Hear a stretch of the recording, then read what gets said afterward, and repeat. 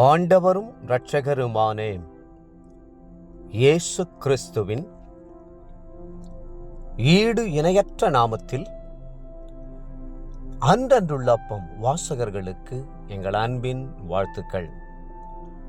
2026 ஆண்டு மே மாதம் 5ஆம் தேதி செவ்வாய்க்கிழமைக்குரிய தின தியானம். இன்றைய தலைப்பு ஜெயம் தரும் நாமம்.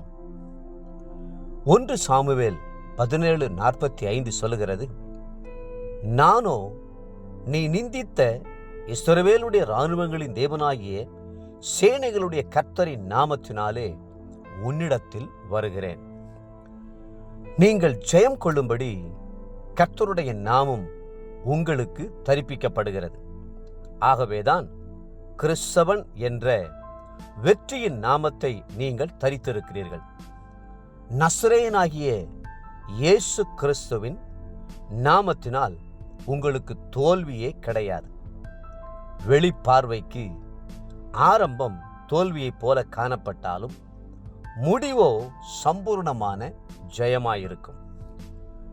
ஆகவே அப்போஸ்தலனாகிய பவுல் அந்த நாமத்துக்காக ஆண்டவரை சார்ந்து நம்முடைய கர்த்தராகிய இயேசு கிறிஸ்துவினாலே நமக்கு ஜெயம் கொடுக்கிற தேவனுக்கு ஸ்தோத்திரம் என்று சொன்னார். 1 கொரிந்தியர் 15:57. அந்த நாமம் எப்பொழுதும் உங்களை வெற்றி சிறக்க செய்யும் நாமம். வெற்றி சிறக்க வேறே ஒரு நாமம் இல்லை. வெற்றியில் இயேசுவுக்கு ஈடு இணையே இல்லை. வேதம் சொல்லுகிறது, இயேசுவின் நாமத்தில் வானோர் பூதலத்தோர் பூமியின் கீழானோருடைய முழங்கால் யாவும் முடங்கும்படிக்கும் பிதாவாகிய தேவனுக்கு மகிமையாக இயேசு கிறிஸ்து கர்த்தரென்று நாவுகள் யாவும் அறிக்கை பண்ணும்படிக்கும் எல்லா நாமத்திற்கும் மேலான நாமத்தை அவருக்கு தந்தருளினார். பிலிப்பியர் 2:10-11 உலகத்தில் உள்ள எந்த தளபதியின் நாமத்தை விடவும் எந்த சேனாதிபதியின் நாமத்தை பார்க்கிலும் கர்த்தருடைய நாமம் பெரியது. அவருடைய நாமம் வல்லமையுள்ள நாமம். ஏசாயா 9:6. அவர் சர்வ வல்லமையுள்ளவர். ஆதியாகமம் 17:1. என் நாமத்தினாலே நீங்கள் எதை கேட்டாலும் அதை நான் செய்வேன் என்று கர்த்தர் வாக்களித்திருக்கிறார். யோவான் 14:14. ஆகவே கர்த்தரிடம் ஜெயத்தை கேளுங்கள், வெற்றியின் மேல் வெற்றியை கேளுங்கள்.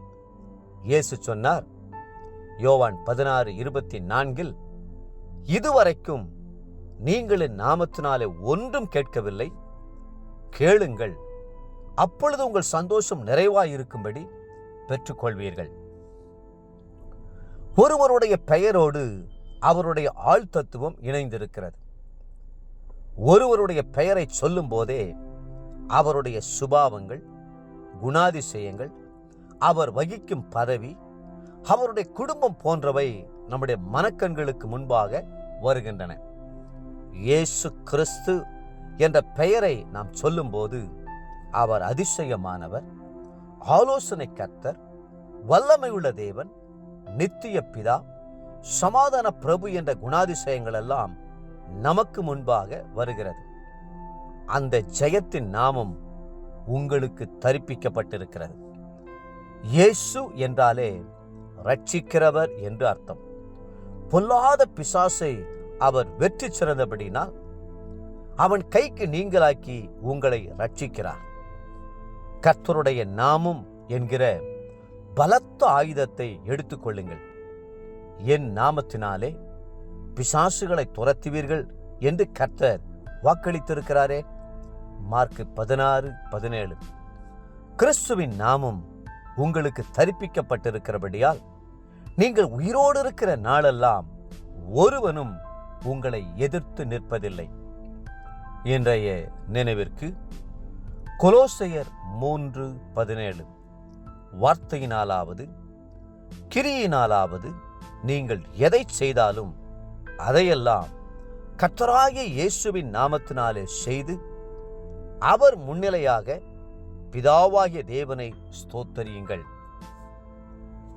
இன்றைய வேத வாசிப்பு காலை 1 ராஜாக்கள் 19 மற்றும் 20 அதிகாரங்கள், மாலை லூக்கா 23 அதிகாரம் 1 25 முடிய. அன்புக்குரிய அன்றன்றுள்ளப்பம் வாசகர்களே, மீண்டும் உங்களை வாழ்த்துகிறோம். கர்த்தராகிய இயேசுவின் நாமத்தில் உங்களுக்கு ஜெயம் உண்டு. கர்த்ததாமே உங்களை ஆசீர்வதித்து மென்மேலும் உயர்த்துவாராக. ஆமென்.